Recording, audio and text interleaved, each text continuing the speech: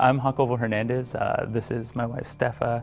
We've got 3 kids. Elena, Miguel, and Maria. Almost 3 years ago now, God kind of laid this on our heart, and it was kind of out of nowhere.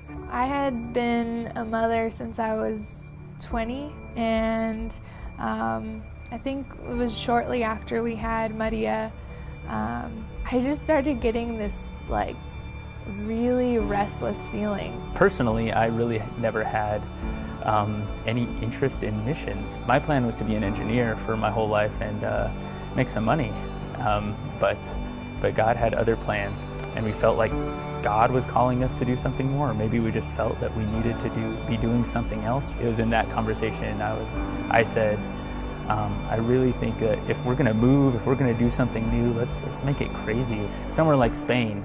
But I was saying that mostly jokingly. I remember being like, I only want to move slightly, not to a different country, And so I remember kind of just laughing him off and being like, you're crazy. Lo and behold, 2 weeks later, Pastor Dave got up on stage and said, as elders, we've been praying and discussing this and believe that God is calling us to take the gospel back to Spain. When they announced it, I just started crying.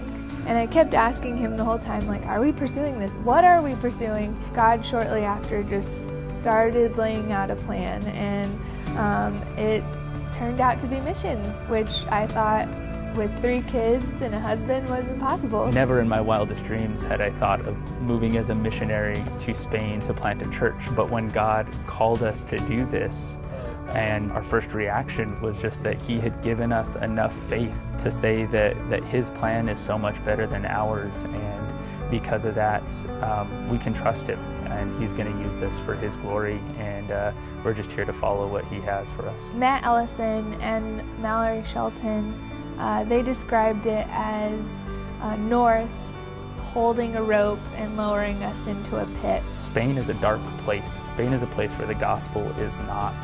It's very, very rarely spoken. But we need support, we need help, we need somebody kind of lowering us into this pit and holding the rope for us. And so that's what God has called us to do.